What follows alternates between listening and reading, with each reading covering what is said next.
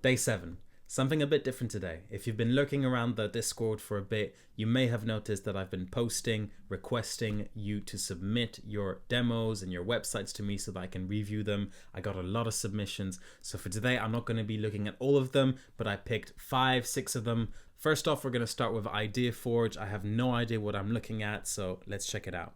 Discover untapped market opportunities. First forwards, the design is very corporate. If that's your target demographic, it's very Bolt-esque. I think that's going to be a consistent theme for most of my reviews.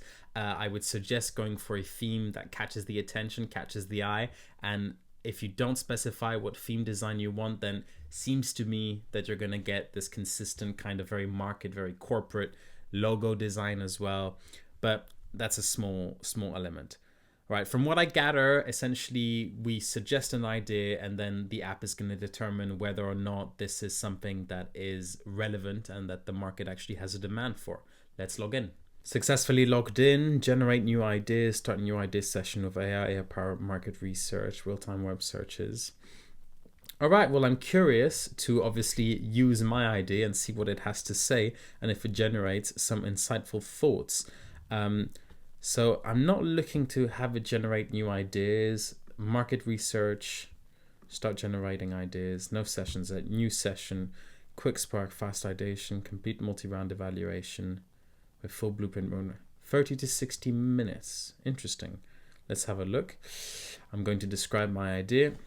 I seem to have some suggestions as well in terms of the variables I want to play with. I'm going to leave it as is, low code, moderate dev. See what suggestions, incremental improvement, content-led, viral growth, launch in 90 days. Let's see what it gives us. For now, the MVP does not seem to be fully functional, but I like the idea. I think there's some work to be done in terms of design for there to be something unique and give a reason for people to engage beyond just the promise of what the app can accomplish. And if suddenly I do get the report, then obviously I'm going to report this. Not going to give it a rating, but I think there's potential. Moving on to Lunos. I've already seen and heard a bit of Lunos. It seems to be targeted towards students. I'm going to sign up real quick and see what we can do with it. In terms of the onboarding experience, it was very clear, very fluid. It asked me some questions about if I'm looking to learn mathematics, biology, what you'd expect from a tutor, and also what exam board or what framework I'm referring to seems to accommodate quite internationally. Now let's ask it a question about math. So far, I'm not sold on the value proposition, frankly. I have reached out to the founder and they've communicated to me that Lunos has specifically been designed to accommodate for the vocabulary and kind of really the level that you would expect for this exam, the IGCSE exam level. I'm not really familiar with what standard that represents given my background and how it may differ from person to person, but I'm just not that happy with the response, the formatting. I think there's a lot of work to be done, again, in the design and also to give reason, to give people a reason.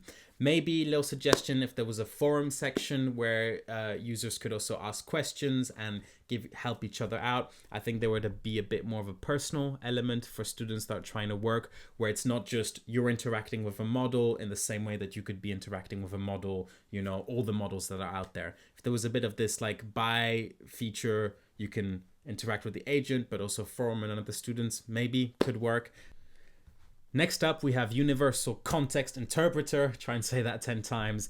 I know this does not work on Brave because of the restrictions I have when it comes to microphone access. From my understanding, what this does is it will listen to the way you are speaking, give a transcription, so the words that you're actually saying, and apparently assess the emotion of how it is that you're communicating, and then give you some suggestions if maybe you're being too aggressive or how you should respond. So let's give it a try. I'm so angry. I really, really, really am so angry.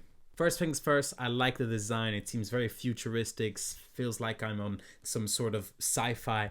However, it is clear to me that obviously this is still a demo, this is early stages, and so for now it's not doing what it says it should be doing. So it's just looking at the transcription and from that giving me some suggestions, what to do and such. It's not really looking at the emotional state, right? You saw by the tone of my voice, it had more to do with the volume, probably from how energized or calm I was, and the whether I'm negative or positive, it's a bit confused. I think it's just looking at the words, but frankly, this is still promising. I can appreciate that there's already some level of depth depending on the volume. I'm very curious to see how you're going to be able to incorporate aspects where the words may actually conflict with the tone, and how you're going to give weight to the respective differences and what you're going to prioritize in this way. Sometimes, as I've given an example, sometimes you can say things in a very sarcastic tone and you're obviously trying to be humorous, but from a word per word point of view,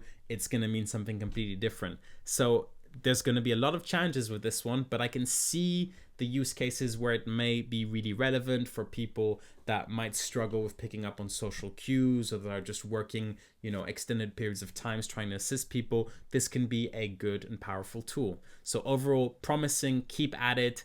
Next up, we have BookStack. There is no live demo for this yet, but I've read and got the quick gist of what this aims to solve. From my understanding, the value proposition is the following. Essentially, if you're a blog writer, you're an article writer, a creator of some sorts, and then eventually you want to concatenate, you want to regroup all your articles into one single digestible PDF book, maybe you're looking to publish, then BookStack could be the tool for you.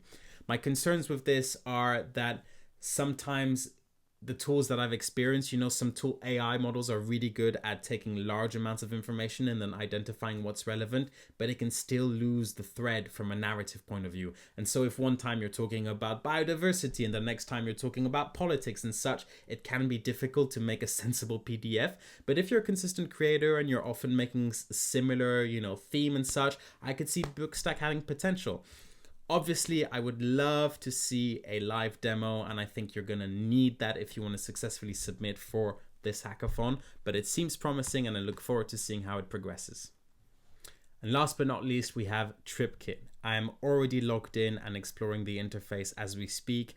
I like the project so far. I think, as Larissa, so the founder, has already highlighted, there are things to work on, and it is crucial to identify the value proposition, what problem you're trying to solve ASAP. Because the way I see TripKit right now, if I'm pronouncing that, TripKit app, it's like a Swiss Army knife. You've got 26 things that you're offering at the same time, but none of them are necessarily perfect, or none of them necessarily have that loop where people are like, hey, this is something that I really want to use. And when it comes to most, if not 99% of apps, the way I understand it, they have a value proposition, they iterate, they validate, right? We're talking about validating a lot in this hackathon. And once you're able to validate on a small scale, then you can start teasing the features left, right, and center. But really identify what's your pain point. I personally am most excited about the journey aspect of things and trying to coordinate how people could meet up and such. In terms of expenses, there's also value there, but we're already, at least my friend group is already using, that kind of app, and there's not necessarily a reason to pivot to a separate app. But of course, I like the idea of having an all-in-one Swiss Army knife of an app that can do all these things when it comes to trips.